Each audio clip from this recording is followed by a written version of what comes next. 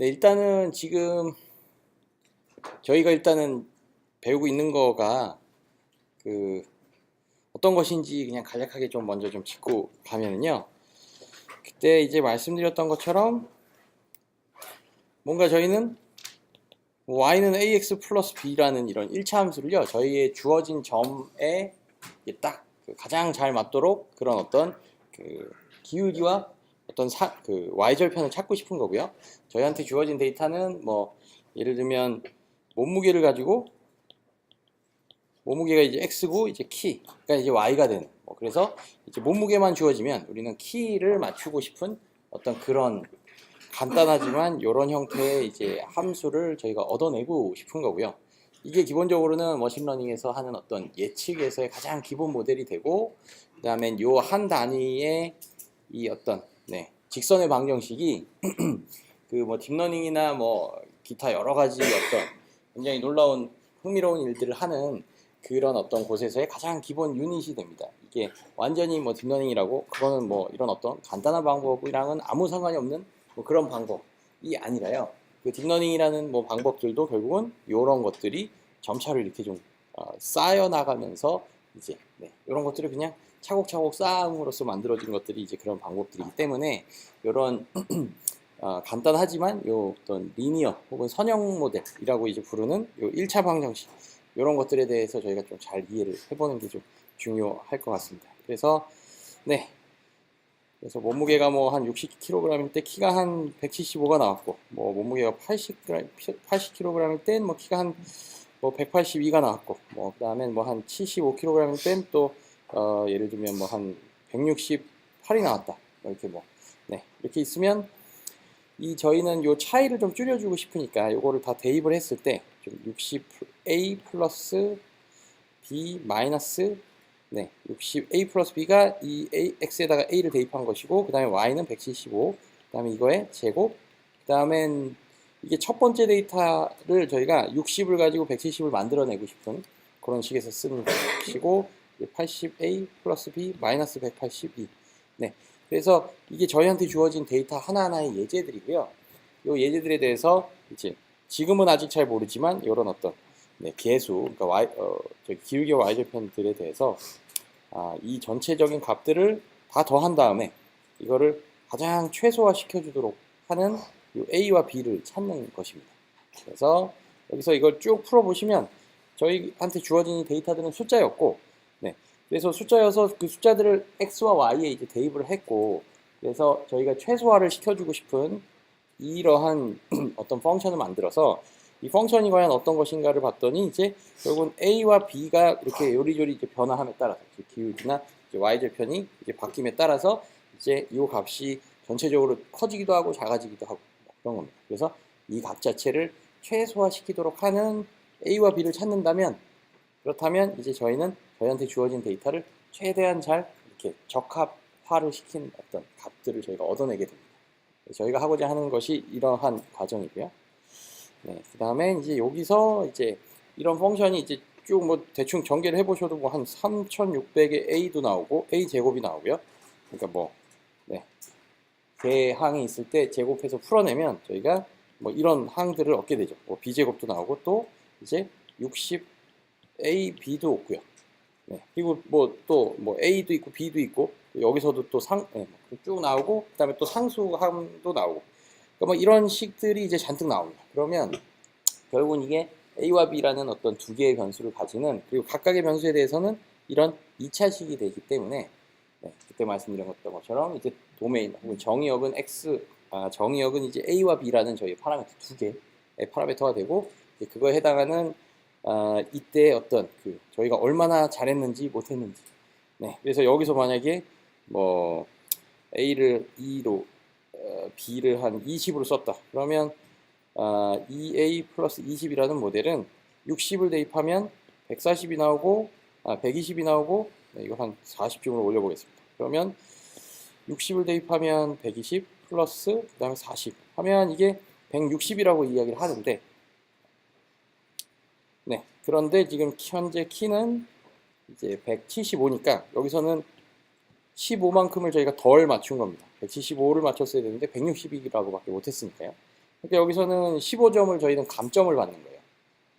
그 다음에 네, EX 플러스 20이라는 펑션을 두 번째 얘에다 대입을 해봅니다. 그랬더니 180에서 두 배 하니까 160 플러스 20을 하니까 이번엔 이제 180이 나왔죠. 그러면 여기서도 이제 182를 맞췄어야 되는데 이제 네, 그래서 여기서 또 감점을 2점을 받습니다. 그다음에 그 다음에도 또 그런 식으로 감점을 받게 되겠죠. 그래서 그 감점의 총합을 저희가 뭐라고 부르냐 하면 이제 로스라고 하고요. 그 로스는 어떤 친구는 이제 여기가 40이었네요. 네, 40이었죠. 아까 EX 플러스 40이라는 모델을 썼을 때에는 이제 여기서는 거꾸로 200cm 혹은 2m라고 이렇게 한 거예요. 그러면 182랑은 결국 18점의 이제 감점을 이제 받게 되는 것이죠. 네, 그래서 어떤 친구는 이 모델을 이제 뭔가 답안으로 써서 냈고, 어떤 사람은 예를 들면 3x 플러스 뭐 한 10, 뭐 이런 식의 또 해답을 냈다면 이 친구는 A는 3으로, B는 10으로 낸 거예요. 그래서 이럴 때는 또 저희가 감점들을 계산을 해볼 수가 있고요. 그럼 감점의 총합을 저희가 비교를 함으로써 누가 뭐, 네, 이 어떤 뭐 한 클래스에서 가장 1등을 했는지, 네, 그 1등이 100점일 수도 있겠지만 또 100점이 안 될 수도 있습니다. 그래서 그 어떤 가장 최대한 잘 할 수 있는 가장 감점을 덜 받을 수 있도록 하는 그런 A와 B를 저희가 찾고자 하는 것이 이제 목적이고요. 그 다음엔 그것을 이제 이런 여러 가지 예들에 대해서 뭐 A가 2고 B가 40일 때, 뭐 A는 3이고 B가 10일 때, 이때 뭐 하나하나들을 다 대입을 하는 게 이게 굉장히 힘든 과정이니까 저희는 뭔가 방향성을 가지고 이런 가장 그러니까 1등을 할 수 있는 1등에 해당하는 어떤 답을 뭔가 알고리즘적으로 좀 찾아가고자 하는 그것이 바로 이제 그레이디언트 디센트라는 것의 이제 아이디어가 됩니다. 네, 그래서 이제 뭐 이렇게 돼 있을 때에 이런 펑션이 네, 요거가 이제 A와 B에 따라서 변화하는 어떤 감점의 총합이고요. 감점의 총합은 저희가 여기서는 뭐 15cm, 여기서는 뭐 18cm, 뭐 이렇게 되면 이 감점이라는 것을 뭐 이런 절대값, 이런 그냥 차이로 생각을 해볼 수도 있지만 이제 편의상 이제 제곱이라는 것을 씁니다. 그래서 차이에 제곱을 시켜서 감점에 저희가 반영을 하는 것이죠. 네, 그렇게 해서 이제 펑션을 네, 요게 이제 저희가 감점의 함수. 그래서 로스 펑션이라고 부르고 요게 어떤 산이나 아니면 이런 뭐 그릇 같은 모양이 이제 있다고 하면 그 그릇 같은 모양에서 이제 감점에 해당하는 부분은 이제 그 함수에서 가장 밑부분을 찾아가도록 하는. 그래서 그 부분을 저희가 찾고 싶은 것이고 이제 그 부분을 찾는 것이 그 지점을 저희가 찾도록 하는 것이 이렇게 반복적으로 이렇게 뭔가 그 A와 B의 값을 저희가 업데이트를 시켜서 이제 그 값을 네, 최적의 값으로 저희가 찾고자 하는 것이고요. 네, 그다음에 그 최적의 값을 찾고자 할 때에 쓰는 그 그레이디언트 디센트라고 하는 방식이 저희가 있었고요. 네, 그걸 통해서 이제 조금씩 업데이트를 하면서 여기까지 네, 가장 감점을 최소한 네. 네, 그게 이제 저희가 배웠던 이제 이제 선형 모델 혹은 이런 네, 선형 모델에서 이 어떤 주어진 값들을 저희가 잘 맞추도록 하는 그러한 형태의 선형 회귀 이제 모델이었고요. 그 선형 회귀 모델에서 저희가 그레이디언트 디센트를 썼고 그다음엔 이제 결국은 이게 이제 산을 좀 그림 좀 지저분하게 해서 그렇지만 이 산을 이제 위에서 이렇게 봤을 때 산이 이제 이렇게 생긴 것입니다. 그래서 이렇게 마치 무슨 저기 무슨 뭐 신라 시대 무슨 포기 뭐 이런 것처럼 그릇이 이렇게 홀쭉하게 생긴 겁니다. 그러면 어떻게 보면 저희가 알고 있는 포물선이 어떻게 보면 좀 입체형의 포물선이라고 생각하시면 됩니다. 그리고 이 포물선에서는 한 이 지점이 가장 바닥에 있는 지점이에요. 어디에인가 뭔가 큰 빈지가 있어서 얘는 계속 뭔가 내려가고만 싶은 거예요. 그러면 이 점에서 뭐 헬리콥터를 타고 툭 떨어지면 여기서 이제 저희가 뭘 하고 싶은 것이냐 하면 그 주변 이 산 전체의 모양을 저희가 일단 너무 좀 복잡하니까 잘 모른다고 치고 여기서 이제 주변에 이제 후레쉬를 좀 비춰서 어느 방향으로가 가장 뭔가 빠르게 내려가는 방향인 것인가 그것을 찾는 것이 저희가 이 점에서 미분을 하는 것입니다. 그래서 미분을 한다는 말은 어떤 말이냐 하면 일단은 요 이제 점에서 보시면 산이 좀 말 그대로 입체적으로 생겼잖아요. x축과 y축 즉 기울기와 y절편이라는 이 두 개의 파라미터로 이제 구성되어져 있기 때문에 산이 뭐 그 두 개의 값이 자유롭게 변하면서 뭐 산의 굴곡이 막 자유롭게 바뀌죠. 그럴 때 저희는 어떻게 하냐면 산을 만약 이 지점에 떨어졌다. 그러면 산이 이렇게 자르는 거예요. 이렇게. 그래서 저희가 갖고 있는 기울기와 y절편 그 각각의 요소들로 이렇게 자르는 것입니다. 그래서 이렇게 단면으로 보면 산이 이렇게 생겼겠죠. 그러면 그걸 이렇게 옆에서만 보면 그냥 그것은 저희가 흔히 알고 있는 이제는 입체가 아닌 그냥 이제 포물선 2차식 같은 변수가 하나로 이제 정의역의 입력 변수가 구성이 되는 이렇게 변수가 되고 거기서 이제 이쪽으로 가야 될지 이쪽으로 가야 될지 그리고 방향이 결정이 됐다면 또 얼마나 빠르게 이제 그 지금 경사가 형성이 되어 있는지를 판단을 하고요. 그래서 여기서는 지금 이게 만약에 기울기가 2다. 그러면 이 지점에서는 뭐를 얘기를 하고 있냐면 기울기가 더 늘어났을 때 저희의 아까 그 기울기인 ax 플러스 b에서 최소한 a에서는 뭔가 a를 늘리면 이게 더 저희가 내려갈 수 있는 방향이다라는 것을 이제 알 수가 있는 것입니다. 그리고 그러한 방향성과 그 경사의 크기, 경사의 정도를 알려주는 것이 이제 미분이라고 하는 어떤 또 편리한 툴이 되는 것이고요. 그래서 이제 늘어났을 때 떨어지고 그리고 얼마만큼 이게 빨리 떨어지는지 이것을 계산을 하다 보면 여기서 어떤 그 숫자가 나옵니다. 그래서 그렇게 되고 또 이제 y절편으로 여기서 또 이렇게 싹 또 이렇게 자르는 거예요. 케이크를 완전히 이렇게 수직으로 자르는 거예요. 그래서 싹 톱으로 싹 이렇게. 그럼 이렇게 단면을 옆에서 보면 여기는 또 이렇게 돼 있어요. 이렇게 돼 있으면 이렇게 돼 있을 거죠. 그러면 여기서는 또 y절편을 또 증가를 시키는 방향으로 가야 이게 기울기가 떨어진다는 것을 혹은 산에 좀 더 밑으로 갈 수 있다는 것을 알 수 있고요. 그것들 값 하나하나를 가지고 ax 플러스 b에서 a와 b 혹은 기울기와 y절편들을 이렇게 조금씩 업데이트 시켜가는 겁니다. 그러면 a는 a대로 요만큼 갖고 b는 b대로 요만큼 갖으면 한 위치가 있을 거고요. 거기서 또 다시 후라시를 비춰갖고 뭔가 방향과 크기를 찾고 이렇게 이제 가장 낮은 점으로 이동을 해가는 것이 이제 그레이디언트 디센트라고 하는 것입니다.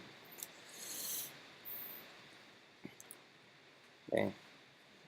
그래서 이게 제가 어떤 분들은 또 굉장히 또 쉬우실 수도 있고 또 어떤 분들은 이게 또 굉장히 또 생소하실 수도 있고 그래서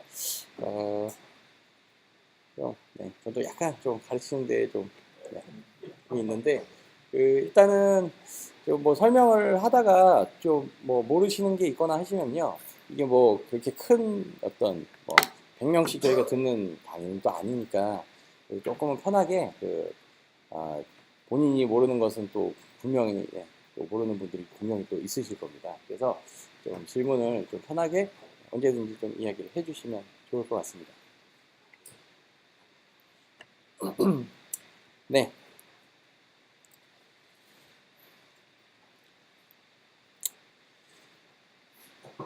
다음엔 요 그림을 좀 말씀을 드리는 김에 이제 그때 이제 저희가 뭘 배웠었냐 하면요.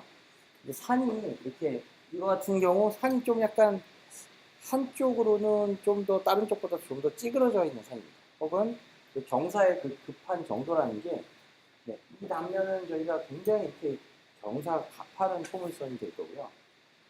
이쪽으로 자르면 Y축이 방향을 자르면 경사가 굉장히 완만한 산이 될 거예요.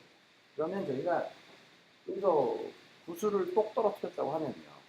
구슬을 똑 떨어뜨리면 이게 이쪽으로는 경사가 굉장히 완만하기 빠르기 때문에 이쪽으로는 확 많이 가겠죠.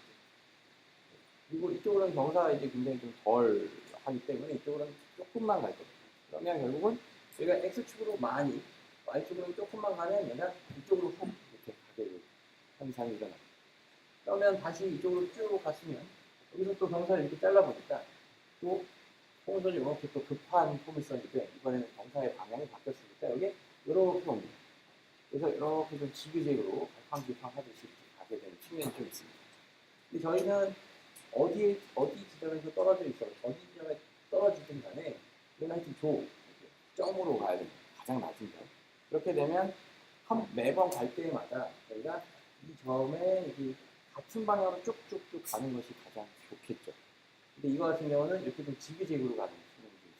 그래서 저희가 이 산을 그래도 좀 각각의 단면으로 잘라봤을 때 그래도 좀 비슷한 정도의 그 경사도를 가지는 산이 좀 저희한테는 좋습니다. 그러면 이렇게 모두가 이렇게 둥글둥글하면 똑 떨어지면 바로 이렇게 갈 텐데요. 이런 산은 여기가 구슬 떨어진 걸 이렇게 하겠죠. 그래서 이거 한 번 한 번이 저희한테는 뭐 저희 컴퓨터가 이제 뭐 들이게 시간을 들여서 이제 계산을 하게 되면 어떤 한 단위의 정해진 시간이기 때문에 갈팡질팡한다는 것은 전까지 도달하기에 더 많은 시간이 걸린다는 뜻입니다. 그래서 그거를 좀 방지를 하기 위해서 저희의 그 어떤 갖고 있는 여러 가지 정보들을 어느 정도 이렇게 그 스케일을 맞춰줘야 될 필요가 있다라는 그때 말씀을 좀 드렸었고요. 네, 그래서 뭐 키, 몸무게, 혈액형, 뭐 혈액형을 뭐 예를 들면 AB, O 이거를 뭐 1, 2, 3, 4라고 정의를 하고 뭐 키는 뭐 한 뭐 160에서 뭐 180, 뭐 혹은 150에서 170, 뭐 이런 한 100에서 200 단위로의 단위를 가지는 어떤 그런 정도의 크기를 가지는 변수를 정의를 한다면 이제 걔네들이 이제 같은 정도로 영향을 끼쳐서 저희의 어떤 그 뭐라 그럴까요? 어떤 몸무게 아니면 뭐 그런 기대 수명 같은 것을 예측을 하는데 쓰인다면 이제 그 혈액형은 1, 2, 3, 4 이런 작은 값에서 놀기 때문에 걔네들한테는 상대적으로 굉장히 큰 값을 저희가 곱해줘야 될 거고요. 그 다음에 키와 같이 뭐 100 단위에서 이렇게 움직이는 애들은 상대적으로 좀 더 작은 값을 해줘야 됩니다. 그래서 이제 그런 좀 어떤 변수들의 불균형 때문에 산이 이렇게 좀 굉장히 좀 찌그러진 모양이 나타나게 됩니다. 네, 그래서 뭐 이렇게 전처리를 하는 그런 어떤 이유. 그래서 이제 데이터의 스케일을 저희가 좀 잘 맞춰놓고 시작하는 것이 일반적으로 좀 좋다라는 것을 이제 말씀을 드렸고요. 혹시 여기까지 질문 있으신가요?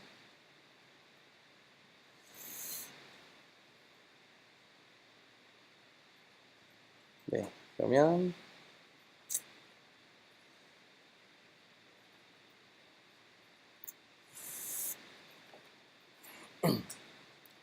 다음엔 이제 선형 모델에서요. 저희가 선형 모델에서 이제 하나 좀 더 생각을 해볼 것은 이런 어떤 뭐 폴리노미얼 리그레션. 그러니까 꼭 이제 선형 혹은 1차 모델만을 저희의 예측 모델로 삼을 것이냐. 뭐 이런 측면에서 보시면 이제 변수의 차수라든가 이런 것들을 좀 더 늘려서 변수 저희의 펑션으로서 좀 표현할 수 있는 어떤 다양한 형태를 좀 표시를 해보자. 뭐 이런 것이 좀 있고요.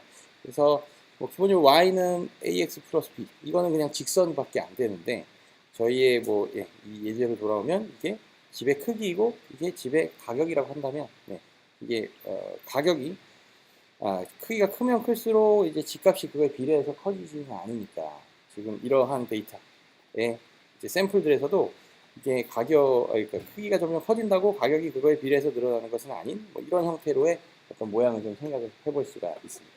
저런 커브를 그러면 또 어떻게 표현할 수 있을까? 저거는 직선의 방정식으로는 전혀 표현을 할 수가 없겠죠. 그렇게 되면 저희가 모델을 조금 더 복잡하게 만들어 보는 것입니다. 그러면 이것을 어떻게 하느냐? y는 ax 제곱 플러스 bx 플러스 c 이렇게 되면요. 이렇게 되면은 이 점들을 저희가 잘 지나가도록 하는 그 점들을 잘 관통을 하는 어떤 포물선을 저희가 만들 수 있는가라는 어떤 형태의 문제가 됩니다. 그러면 이 경우는 대충 보면 이제 어떻게 맞출 수가 있냐 하면요. 포물선을 저희가 이렇게 만든다고 하시면요. 이렇게 만든다고 하면 대충 저희가 관찰한 데이터들에 대해서는 이제 어느 정도는 좀 맞춘 형태가 되게 됩니다. 그러면 이것도 역시 마찬가지로 이때의 이 포물선이 지나가는 어떤 이런 지점들과 이 점들 간의 차이들을 저희가 최소화를 시켜주죠. 즉 저희가 아까 매겼던 어떤 감점을 계산을 하는 그런 어떤 동일한 방식을 통해서 이제 얘 감점의 어떤 총합을 저희가 계산할 수가 있습니다. 네, 그렇게 되면 그래서 뭐 예를 들면 이게 집의 크기가 2였는데 가격은 뭐 5였다. 그러면 이때 로스는 어떻게 계산이 되느냐? ax 여기에 이제 지웠네. ax 제곱 플러스 bx 플러스 c에서 x가 2일 때 y는 이제 5에 가까워지도록 해야 되는 거니까 이제 a 곱하기 4 그러니까 2의 제곱이니까요. 그 다음에 플러스 2b, 그 다음에 c, 여기다가 빼기 5 이렇게 해서 제곱을 씌워주면 이게 저희의 이 지점에서의 2,5라는 점을 얼마나 잘 맞췄는가, 얼마나 잘 적합을 시켰는가에 대한 감점을 계산을 한 게 됩니다. 그러면 이제 또 뭐가 붙겠죠. 두 번째 데이터 아이콘에 대해서는. 그러면 이게 저희의 총점, 총 감점의 이제 총 합이 되고요. 이것을 또 아까처럼 이렇게 뭔가 그 산을 저희가 그려갖고 어떤 랜덤한 지점에 이렇게 뚝 떨궈져서 거기서 이제 그 그레이디언트 디센트라는 것을 통해서 쭉쭉쭉 가장 밑바닥의 점으로 찾아가는 거죠. 그러니까 함수가 좀 더 복잡해져도요. 그 저희가 쓰게 되는 방식은 완전히 동일을 하게 됩니다. 네. 이렇게 돼서 이제 그 차수를 좀 늘려서 쓰게 되면 이제 네, 2차 방정식 만들면 좀 더 잘 피팅을 시킬 수가 있다. 그러면 뭐 2차식을 쓴다면 또 2차식 말고 또 이런 루트항을 또 쓰면 또 어떻게 될 것인가. 네, 이런 또 저희가 다양한 어떤 그 자유도가 좀 또 주어지게 됩니다. 근데 여기서는 지금 어떤 모델을 좀 더 복잡하게 만들었을 뿐인데 저희는 그 추가한 데이터가 사실 더 있는 것은 아니게 됩니다. 사실 여기서도 그냥 집의 크기만을 가지고 집의 가격을 맞추고자 하는 이 인풋 정보, 아웃풋 정보 이것은 그냥 지금 현재 동일한 상태고요. 단지 이 인풋 정보를 그냥 어떤 1차식 그냥 그 집의 크기를 그냥 줄 것이냐 그러면 이제 y는 ax 플러스 b가 돼서 선형 모델이 되고 또 이렇게 집값은 이제 크기의 제곱에도 뭔가 비례하는 어떤 식일 수도 있겠다. 뭐 이렇게 된. 혹은 집값은 이제 크기의 뭐 스퀘어 루트에 비례하는, 그러니까 제곱근에 비례하는 어떤 모델로도 또 생각을 해볼 수가 있겠다. 그렇게 해서 모델을 저희가 이렇게 한번 선정을 해 놓으면 여기에서 이런 어떤 개수들을 잘 맞춰야 되는 문제가 되게 됩니다. 그래서 이러한 모델 저희가 1차식으로 쓸지 2차식으로 쓸지 아니면 뭐 루트를 이제 포함해서 쓸지 이런 것들은 저희가 그러니까 좀 사전에 선택을 해야 되는 문제입니다. 사전에 선택을 해야 되는 문제이고 네. 다음엔 이제 어떤 선택된 어떤 그 모델이 있을 때에 이런 어떤 A, B, C를 가장 최적화를 시키게 되는 형태가 됩니다.